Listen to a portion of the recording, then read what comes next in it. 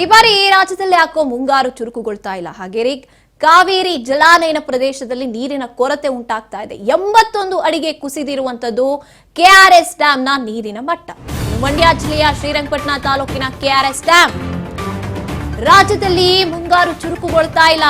ಕಾವೇರಿ ಜಲಾನಯನ ಪ್ರದೇಶದಲ್ಲಿ ನೀರಿನ ಕೊರತೆ ಉಂಟಾಗ್ತಾ ಇದೆ. 81 ಅಡಿಗೆ ಕುಸಿದಿರುವಂತದ್ದು ಕೆಆರ್ಎಸ್ ಡ್ಯಾಂನ ನೀರಿನ ಮಟ್ಟ. ಮಂಡ್ಯ ಜಿಲ್ಲೆ ಶ್ರೀರಂಗಪಟ್ಟಣ ತಾಲೂಕಿನ ಕೆಆರ್ಎಸ್ ಡ್ಯಾಂನ ನೀರಿನ ಮಟ್ಟ ಕುಸಿದು ಹೋಗಿದೆ. ಕೆಆರ್ಎಸ್ ಡ್ಯಾಂನಲ್ಲಿ 11 ಟಿಎಂಸಿ ನೀರು ದಾಖಲಾಗ್ತಾ ಇರುವಂತದ್ದು. ಮಂಡ್ಯದಲ್ಲಿ ಜಸ್ಟ್ 5 ಟಿಎಂಸಿ ನೀರು ಡೆಡ್ ಸ್ಟೋರೇಜ್ಗೆ ಬಂದು ತಲುಪಿರುವಂತದ್ದು. ಮುಂಗಾರು ಚುರುಕುಗೊಳ್ತಾ ಇಲ್ಲ. ಆಗಾಗ ಎಲ್ಲೋ ಒಂದ್ ಕಡೆ ಮಳೆ ಆಗುತ್ತೆ, ಆದ್ರೆ ಬೆರಳೆಣಿಕೆಯಷ್ಟು ಸಮಯ ಅಥವಾ ಬೆರಳೆಣಿಕೆಯಷ್ಟು ದಿನಗಳು. ಈಗ ನೋಡ್ತಾ ಹೋದ್ರೆ ಮಳೆನೇ ಸರಿಯಾಗಿ ಆಗ್ತಾ ಇಲ್ಲ. ಇನ್ನು ಬೇಡದೇ ಇರುವಂತ ನಮ್ಮ ಬೆಂಗಳೂರಿನಲ್ಲಿ ಅರ್ಧ ಗಂಟೆ ಮಳೆ ಆದ್ರೆ ಎಷ್ಟು ಅವಾಂತರವನ್ನ ತಂದು ಇಡುತ್ತೆ. ಆದ್ರೆ ಬೇಕಾಗಿರೋ ಕಡೆಗಳಲ್ಲಿ ಬೇಕಾದಷ್ಟು ಮಳೆ ಆಗ್ತಾ ಇಲ್ಲ. ನೀರನ್ನೇ ನಂಬ್ಕೊಂಡಿರುವಂತಹ ಪ್ರದೇಶಗಳಿಗೆ ಅಥವಾ ಈ ರೀತಿಯಾಗಿ ಡ್ಯಾಮು ಮತ್ತೆ 11 ಟಿಎಂಸಿ ನೀರಿಗೆ ಬಂದು ಕುಸಿದು ಬಿದ್ದಿದೆ ಅಂದ್ರೆ ಕೆಆರ್ಎಸ್ ಡ್ಯಾಮ್ ಎಷ್ಟರ ಮಟ್ಟಿಗೆ ಮಳೆ ಕುಸಿದು ಹೋಗ್ತಾ ಇದೆ, ನೀರನ್ನ ಕುಸಿಯುವಂತೆ ಮಾಡ್ತಾ ಇದೆ ಅನ್ನೋದನ್ನ ಲೆಕ್ಕ ಹಾಕ್ಬೇಕಾಗುತ್ತೆ. ಮುಂಗಾರು ಈ ಬಾರಿ ಇನ್ನು ಮುಂಗಾರು ಶುರು ಆಗಿಲ್ಲ, ಆಗ್ಲೇ ಮಳೆ ಆರಂಭ ಆಗಿದೆ ಅನ್ನುವಂಥದ್ದನ್ನ ನಾವು ಕೇಳ್ತಾ ಇದ್ವಿ. ಇತ್ತೀಚೆಗೆ ಹವಾಮಾನ ಇಲಾಖೆ ಕೂಡ ಮಾಹಿತಿನ ರವಾನೆ ಮಾಡ್ತಾ ಇತ್ತು. ಆದ್ರೆ ಅದೆಲ್ಲವೂ ಕೂಡ ಈಗ ನೋಡ್ತಾ ಹೋದಾಗ ಮುಂಗಾರು ಈಗ ಆರಂಭ ಆಗ್ಬೇಕು, ಆದ್ರೆ ಆರಂಭ ಆಗ್ತಾ ಇಲ್ಲ. ಬೇಕಾದಷ್ಟು ಮಳೆ ಆಗ್ತಾ ಇಲ್ಲ.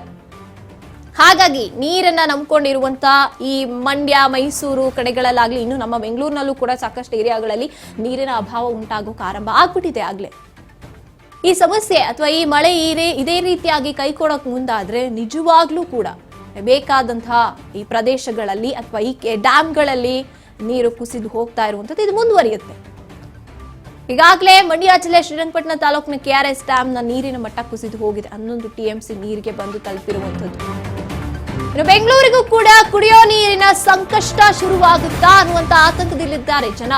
ಚುರುಕುಗೊಳ್ತಾ ಇಲ್ಲ ಮುಂಗಾರು. ಈ ಕಡೆ ಕೆಆರ್ಎಸ್ ನಲ್ಲಿ ನೀರಿನ ಮಟ್ಟ ಕುಸಿದು ಹೋಗಿದೆ. ಸದ್ಯ ಕೆಆರ್ಎಸ್ ನಲ್ಲಿ ಬಳಕೆಗೆ ಲಭ್ಯ ಇರುವಂತ ನೀರು ಕೇವಲ 6 ಟಿಎಂಸಿ ಮಾತ್ರ. ಕಳೆದ ವರ್ಷ 108 ಅಡಿ ಇದ್ದಂತ ಕೆಆರ್ಎಸ್ ಡ್ಯಾಮ್ನ ನೀರಿನ ಮಟ್ಟ 2019ರಲ್ಲಿ 80 ಅಡಿಗೆ ಕುಸಿದಿತ್ತು. ಈಗ ತಮಿಳುನಾಡಿಗೆ ಜೂನ್ ನಲ್ಲಿ 9.19 ಟಿಎಂಸಿಯನ್ನ ಕೊಡಬೇಕು ಅಂತ ಕೂಡ ಒಂದು ಒಪ್ಪಂದ ಆಗಿರುವಂತದ್ದು. ಹೀಗಿರುವಾಗ ನಿಜವಾಗ್ಲೂ ತಲೆನೋವು ಉಂಟಾಗುತ್ತೆ. ಇದೇ ವಿಚಾರವಾಗಿ ನೇರವಾಗಿ ಪ್ರತ್ಯಕ್ಷ ವರದಿಯನ್ನ ನಮ್ಮ ಪ್ರತಿನಿಧಿ ಪ್ರವೀಣ್ ಕುಮಾರ್ ಮಾಡಿದ್ದಾರೆ. ಬನ್ನಿ ನೋಡ್ತಾ ಹೋಗೋಣ. ರಾಜ್ಯದಲ್ಲಿ ಮುಂಗಾರು ಪ್ರವೇಶ ಆಗಿದ್ರು ಕೂಡ ಕಾವೇರಿ ಜಲಾನಯನ ಪ್ರದೇಶದಲ್ಲಿ ಏನೋ ಮುಂಗಾರು ಪ್ರಾರಂಭವಾಗಲು ವಿಳಂಬ ಆಗ್ತಾ ಇದ್ರೆ ಆ ನಿಟ್ಟಿನಲ್ಲಿ ಕೆಆರ್ಎಸ್ ಅಣೆಕಟ್ಟೆ ಈಗ ನೀರಿಲ್ಲದೆ ಬರಿದಾಗ್ತಾ ಇರುವಂತದ್ದು. ಈಗ ನಾನು ನಿಮಗೆ ದೃಶ್ಯದಲ್ಲಿ ತೋರಿಸ್ತಾ ಇದ್ದೀನಿ. ಮಂಡ್ಯ ಜಿಲ್ಲೆಯ ಶ್ರೀರಂಗಪಟ್ಟಣ ತಾಲೂಕಿನಲ್ಲಿರುವಂತಹ ಕೆಆರ್ಎಸ್ ಅಣೆಕಟ್ಟೆಯ ದೃಶ್ಯಾವಳಿಗಳನ್ನು ನೀವು ನೋಡ್ಬೋದು.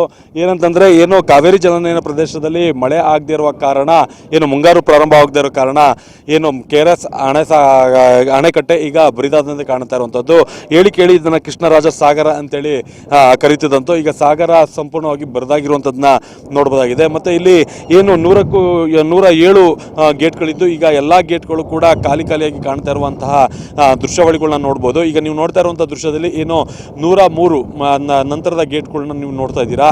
ಎಲ್ಲವೂ ಕೂಡ ಬರಿದಾಗಿ ಖಾಲಿ ಬಂಡೆಗಳು ಕಾಣ್ತಿರುವಂಥದ್ದು, ನೀರಿಲ್ಲದೆ ಬಣಗುಡುತ್ತಿರುವಂತಹ ಕೆಆರ್ಎಸ್ ಅಣೆಕಟ್ಟೆಯನ್ನ ನೀವು ನೋಡ್ತಾ ಇರುವಂಥದ್ದು.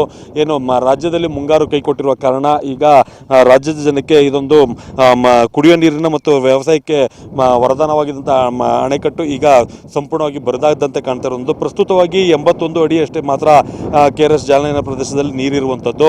ಏನು ಜೂನ್ ತಿಂಗಳಲ್ಲಿ ತಮಿಳುನಾಡಿಗೂ ಕೂಡ 9 ಟಿಎಂಸಿ ನೀರನ್ನು ಕೊಡಬೇಕು. ಅದು ಕೂಡ ರಾಜ್ಯ ಸರ್ಕಾರಕ್ಕೆ ಈಗ ಕಗ್ಗಂಟಾಗುವ ಪರಿಸ್ಥಿತಿ ಎದುರಾಗುವಂಥದ್ದು. ಯಾಕೆಂತಂದ್ರೆ ವಾಡಿಕೆಯಂತೆ ಅವ್ರಿಗೂ ಕೂಡ ನೀರನ್ನು ಕೊಡಬೇಕಾಗುತ್ತೆ. ಸದ್ಯದ ಜಲಾಶಯದಲ್ಲಿ ಈಗ ಏನು 11 ಟಿಎಂಸಿ ನೀರು ಶೇಖರಣೆ ಆಗಿದೆ. ಇದರಲ್ಲಿ 5 ರಿಂದ 6 ಟಿಎಂಸಿ ಡಿಸ್ಟೋರೇಜ್, ಅಂದ್ರೆ ಆ ನೀರನ್ನು ಬಳಕೆ ಮಾಡ್ಲಿಕ್ಕಾಗಲ್ಲ. ಯಾಕೆಂದ್ರೆ ಡ್ಯಾಮ್ನ ಸೇಫ್ಟಿಯಿಂದಾಗಿ ಆ ಒಂದು ನೀರನ್ನು ಅದೇ ರೀತಿ ಸ್ಟೋರೇಜ್ನಾಗಿ ಇಡಬೇಕಾಗುತ್ತೆ. ಈಗ ನೀವು ದೃಶ್ಯದಲ್ಲಿ ನೋಡ್ತಾ ಇದ್ದೀರಾ, ಈಗೇನು 107 ಅಡಿ 107ನ ಗೇಟ್ ಏನು ನೋಡ್ತಾ ಇದ್ದೀರಾ, ಅದರ ಪಕ್ಕದಲ್ಲಿ ಕಾಣ್ತಾ ಇರುವಂಥದ್ದು 80+ ಗೇಟು. ಆ ಒಂದು ಗೇಟ್ನಲ್ಲಿ ಈಗ ನೀರು ಹೋಗ್ತಾ ಇರುವಂಥದ್ದು. ಜೊತೆಗೆ ಈಗ ರೈತರಿಗೆ ಬೆಳಗ್ಗೆ ನೀರಿಲ್ಲದ ಸಂಕಷ್ಟ ಎದುರಾದರೆ ಮಹಾನಗರಗಳಿಗೆ ಪೂರೈಕೆ ಮಾಡ್ತಿದ್ದಂತಹ KRS ಅಣೆಕಟ್ಟಿಂದ ನೀರು ಪೂರೈಕೆ ಮಾಡ್ತಿದ್ದು ಅದಕ್ಕೂ ಕೂಡ ಕಗ್ಗಂಟಾಗುವಂಥ ಸಂಕಷ್ಟ ಎದುರಾಗುವಂಥ ಪರಿಸ್ಥಿತಿ ತಂದಿರುವಂಥದ್ದು. ಜೊತೆಗೆ ತಮಿಳುನಾಡಿಗೂ ಕೂಡ ನೀರು ಬಿಡಬೇಕಾದಂಥ ಪರಿಸ್ಥಿತಿ ರಾಜ್ಯ ಸರ್ಕಾರಕ್ಕೆ ಬರುವಂಥದ್ದು.